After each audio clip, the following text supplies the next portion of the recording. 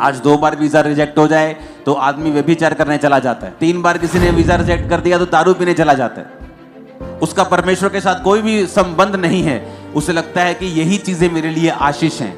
वो परमेश्वर की उपस्थिति को समझता नहीं।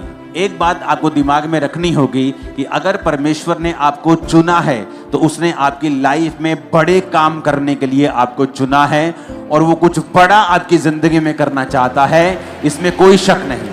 आप परमेश्वर जा रहे थे और रास्ते में जब पेड़ दिखा अंजीर का तो परमेश्वर ने कहा रुको, मुझे भूख लगी। और जब पेड़ के पास गए तो फल नहीं था और वचन कहता है फल का समय नहीं था। फल का समय नहीं था तो परमेश्वर को बोलना चाहिए ठीक है, समय नहीं है।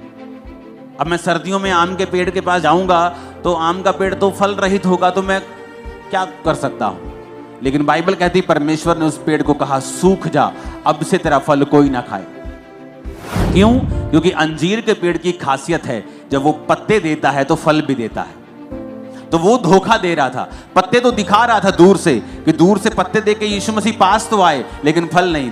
तो हमें ऐसे विश्वासी नहीं बनना है जिनका हालेलुया आमीन तो ऊंचा हो, लेकिन अपने कर्मों से वो हालेलुया और आमीन का इनकार कर रहे हो। कि मुंह से तो हालेलुया ऊंचा है कि यहोवा की स्तुति हो, लेकिन अपने कर्मों से वो शैतान की स्तुति कर रहे होते हैं। अगर यहोवा की स्तुति हो तो व्यभिचार तुम्हारी जिंदगी में फिर क्या कर रहा है? चोरियां तुम्हारी लाइफ में फिर क्या कर रही हैं? निंदा चुगली तुम्हारी लाइफ में फिर क्या कर रही है? अगर यहोवा की स्तुति हो, अगर हालेलुया बोलना है तो अपनी जिंदगी को हालेलुया के जैसा करना भी है कि जब परमेश्वर तुम्हारा हालेलुया और आमीन देखे, तुम्हारी प्रार्थना को सुनकर तुम्हारे पास आए, तो उसे तुम फेक पेड़ की तरह ना दिखाई दो कि जिसके पत्ते तो हैं, जो ऊपर से अपने आप को धर्मी तो दिखा रहा है लेकिन अंदर से धर्मी नहीं है। अब आपको यह समझ आ गया कि परमेश्वर ने मुझे चुना है, मैंने उसे नहीं ग्रहण किया, उसने मुझे चुना है और इसलिए चुना है। प्रभु कहता मैंने तुम्हें चुना है और ठहराया है कि तू बहुत सा फल लेके आ। अब हो सकता है परमेश्वर ने आपको, क्योंकि 2 तरह के बुलाहट परमेश्वर आपको देता है। पहली बुलाहट सबकी एक है जो मत्ती में लिखा है कि जाओ और सब जातियों को चेला बनाओ और सुसमाचार सुनाओ।